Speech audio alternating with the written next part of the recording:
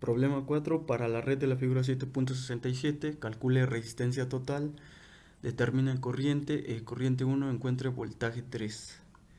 En el circuito se puede ver que hay dos resistencias, resistencia 1 y la resistencia 2, están en paralelo. Se tiene que reducir a una sola resistencia para que esté en serie con la resistencia 3. Por eso resistencia 1 y resistencia 2 es igual a la resistencia 1. La resistencia 1 tiene un valor de 12 ohms multiplicado por la resistencia 2, que es de 6 ohms, dividido entre la resistencia 1, su valor de 12 ohms, más la resistencia 2, que son 6 ohms, y entonces se reduce a una sola resistencia de 4 ohms. En el diagrama se puede ver la reducción y queda la resistencia 3 y ya hay un circuito en serie. Se saca la resistencia total, es igual a la resistencia de 4 ohms más la de 12 ohms, una resistencia total de 16 ohms. Para calcular la corriente es igual a la fuente de voltaje, que es de 64 voltios, dividido entre la resistencia total, una corriente de 4 amperes. Para la corriente 1 es igual a la resistencia 2, que es de 6 ohms, multiplicado por la corriente. La corriente quedamos que es de 4 amperes, dividiendo entre la resistencia 1 es de 12 ohms, más la resistencia 2, que es de 6 ohms, una corriente 1 con un valor de 1.3 amperes.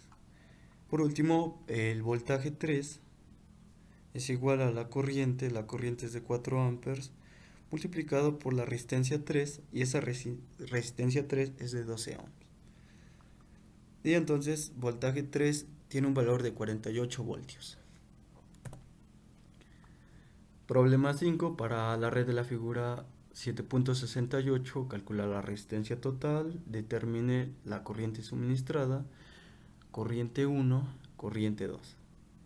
Encuentre voltaje en el punto A.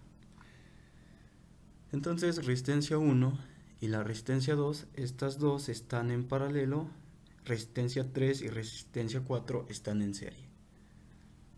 Se va a operar primero las que están en paralelo, por eso resistencia 1 y resistencia 2 es igual a la resistencia 1, que es de 10 ohms, multiplicado por la resistencia 2 de 15 ohms, dividido entre la resistencia 1, acá está, más la resistencia 2, que es de 15. Esa reducción pasa a una resistencia de 6 ohms. Y acá está en el diagrama, pasa a una sola resistencia de 6 ohms. Ahora, para reducir resistencia 3 y resistencia 4, esto es igual a 10 ohms más los 2 ohms. Esas dos resistencias pasan a una resistencia de 12 ohms, como se puede ver en el diagrama.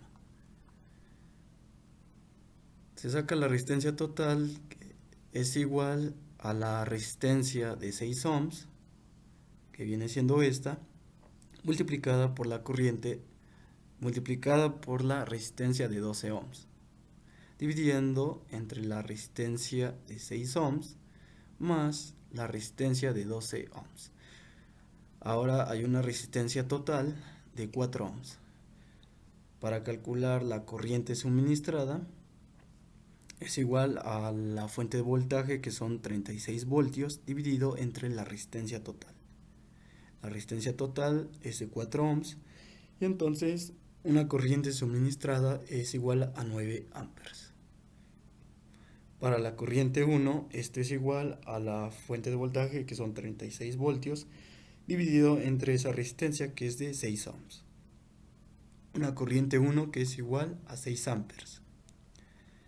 Ahora la corriente 2 tiene un valor de 3 amperes. ¿De dónde sale este valor de 3 amperes? Porque tenemos una corriente suministrada que entra al nodo, que es de 9 amperes. Esa misma corriente que entra tiene que salir el mismo valor. Si entran los 9 voltios, tiene que salir del nodo 9 voltios. Y ya se sabe que en este lado la corriente 1 es de 6 amperes. Para completar los 9, pues faltarían 3. Y por eso corriente 2 es de 3 amperes. Porque corriente 1 es 6 amperes más la corriente 2 que sale de 3 amperes, ya son los 9 amperes. Por último, el voltaje A, en ese punto es igual a la corriente 2. La corriente 2 es de 3 amperes multiplicado por la resistencia 4. La resistencia 4 son 2 ohms y hay un voltaje en ese punto A que es de 6 voltios.